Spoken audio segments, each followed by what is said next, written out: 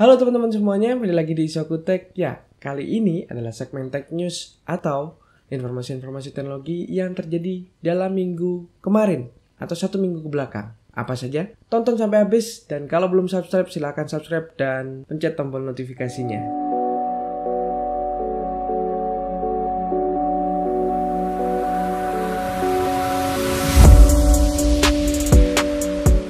Informasi pertama dari Indosat. Indosat resmi dan mengantongi izin untuk menggunakan 5G di Indonesia atau memasang jaringan 5G di Indonesia. Indosat ini menggunakan frekuensi 1800 MHz atau 1,8 yang berbeda dengan penggunaan frekuensi yang dipakai untuk Telkomsel, yaitu 2300 atau 2,3 GHz. Dan ini menyebabkan band atau pita yang didukung pada smartphone itu juga berbeda. Kalau teman-teman ingin menggunakan jaringan 5G dari Indosat maupun Telkomsel ini, cari handphone yang di situ ada keterangan pitanya yaitu N3 dan N40. Otomatis ini akan bisa menggunakan jaringan 5G yang ada di Indosat maupun di Telkomsel. Informasi selanjutnya ini datang dari Microsoft. Yang pertama adalah Microsoft membuat kulkas yang mirip dengan Xbox. Nah, ini adalah sedikit lucu karena peluncuran Xbox X tahun 2020 kemarin itu sebenarnya banyak sekali diejek karena bentuknya mirip dengan kulkas atau refrigerator. Nah, akhirnya Microsoft benar-benar membuat sebuah refrigerator ini atau kulkas ini bentuknya itu mirip sekali dengan Xbox. Nah, ini merupakan kulkas mini yang muat dengan 10 minuman dan desainnya pun sama mirip dengan Xbox X, sampai ke lampu-lampunya juga mirip. Dan kabar selanjutnya dari Microsoft yaitu mengenai bocoran dari Windows 11. Ya, kita tahu bahwasanya Windows 10 ini akan segera diakhiri untuk dukungannya, dan belakangan ini muncul banyak sekali bocoran mengenai tampilan dari Windows 11, yaitu penerus dari Windows 10 ini. Nah, dari bocoran tersebut terlihat desain yang digunakan di Windows 11 ini mirip dengan Windows 10X yang dulu katanya dirumorkan bakal hadir untuk perangkat tablet dan juga laptop yang menggunakan dua layar. Nah, kemiripan itu ada pada taskbar yang digunakan. Dan di menu startnya itu berbeda banget dengan Windows 10. Kalau Windows 10 itu ketika kita klik start itu bakal muncul aplikasi-aplikasi yang sudah kita install.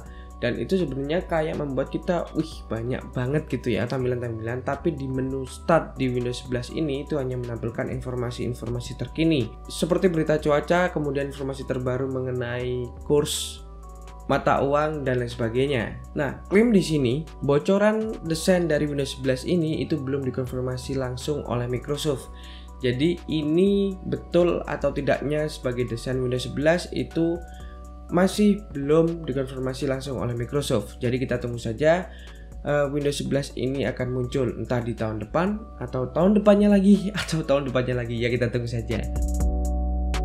Selanjutnya adalah informasi dari Honor yang kembali menggunakan GMS atau Google Mobile Service.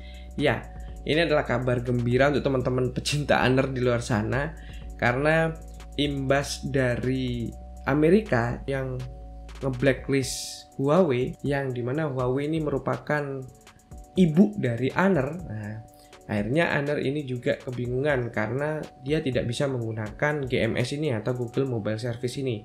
Dan kemarin ini diberitakan bahwasanya Honor dengan smartphone terbarunya yaitu Honor 50 dan juga Honor 50 Pro itu kembali bisa menggunakan GMS atau Google Mobile Service. Honor 50 dan juga Honor 50 Pro ini merupakan smartphone terbaru yang diluncurkan oleh Honor sendiri, dan itu menggunakan SoC dari Snapdragon yaitu Snapdragon 778G dengan layar sebesar 6,57 in dengan refresh rate mencapai 120 Hz. Kemudian baterai yang digunakan yaitu 4300 mAh yang support dengan fast charging 66 watt dan menggunakan 4 kamera. Yang pertama, 100 megapiksel sebagai kamera utama, kemudian ultrawide 8 megapiksel, kemudian kamera makro 2 megapiksel dan kamera depth sensor 2 megapiksel. Sedangkan yang membedakan di sini adalah kamera depan yang digunakan. Untuk Honor 50 itu menggunakan kamera selfie 32 megapiksel, sedangkan untuk Honor 50 Pro itu menggunakan dual kamera 32 megapiksel dan 12 megapiksel ultrawide. Oke, kabar selanjutnya adalah dari Realme. Berbarengan dengan peluncuran Realme 8 yang katanya diklaim sebagai smartphone 5G dengan harga paling murah saat ini, Realme juga mengeluarkan sebuah smartwatch. Ada dua sih sebenarnya, ada smartwatch Realme Watch 2, kemudian ada Realme Watch 2 Pro. Keduanya ini dibanderol dengan harga di bawah 1 jutaan. Berapa sih? Kita nanti akan sebutkan. Jadi di Realme Watch 2 dan juga Realme Watch 2 Pro ini perbedaannya ada pada layar pertama. Yang Realme 2 itu menggunakan layar sebesar 1,4 inci, sedangkan untuk yang Realme Watch 2 Pro itu menggunakan layar sebesar 1,75 inci. Dan perbedaan selanjutnya ada pada baterai. Baterai yang digunakan untuk Realme Watch 2 Pro itu lebih besar, yaitu 390 mAh yang diklaim bisa bertahan dalam pemakaian 14 hari. Sedangkan untuk Realme Watch 2 itu hanya 315 mAh yang diklaim mampu bertahan hanya 12 hari pemakaian. Dan untuk harganya, untuk Realme Watch 2 itu dibanderol dengan harga 650 ribuan, sedangkan untuk Realme Watch 2 Pro itu dibanderol dengan harga 900 ribuan. Oke, selanjutnya adalah kabar dari OnePlus. OnePlus sepertinya capek bersaing dengan brand-brand smartphone yang ada saat ini. Akhirnya resmi mereka bersepakat untuk gabung dengan Oppo sebagai sub-brandnya. Hal ini disampaikan oleh Pete Lau sebagai CEO OnePlus dalam sebuah forum di internet, bahwasanya OnePlus ini resmi bergabung dengan Oppo.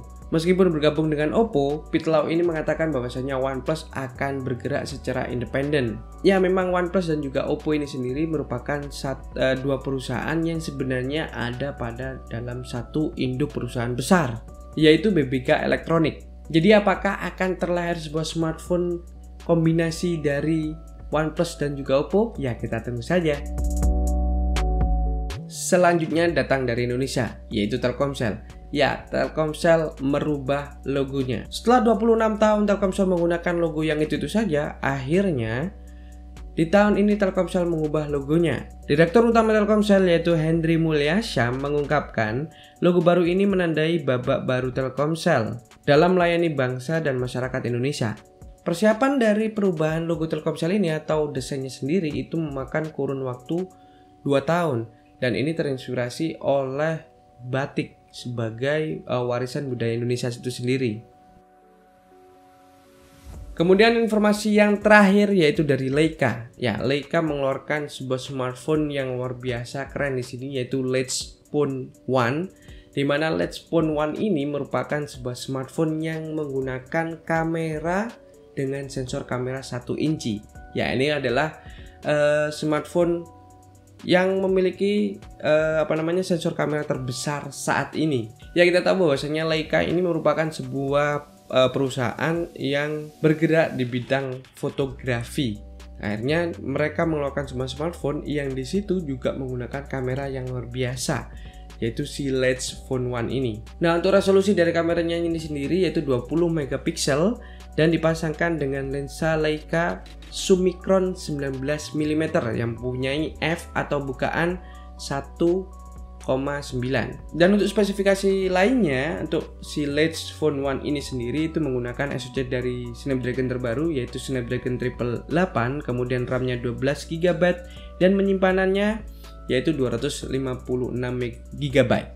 Sedangkan untuk mendukung semua dari spesifikasinya itu, Lightphone One ini sendiri dibekali dengan baterai 5000 mAh dan juga sudah mengantongi sertifikat IP68 yang berarti tahan debu dan juga tahan air. Dan yang mengejutkan di sini adalah harganya, teman-teman. Harganya sendiri, Lightphone One ini dihargai dengan harga 187,9 yen atau kalau dirupiahkan itu sekitar 24,6 juta. Oke, itu tadi adalah informasi-informasi teknologi selama 1 minggu ke belakang. Bagaimana menurut teman-teman semuanya? Komen di bawah untuk diskusi, dan terima kasih sudah menonton sampai sekarang. Dan saya Afat, salam GameTech.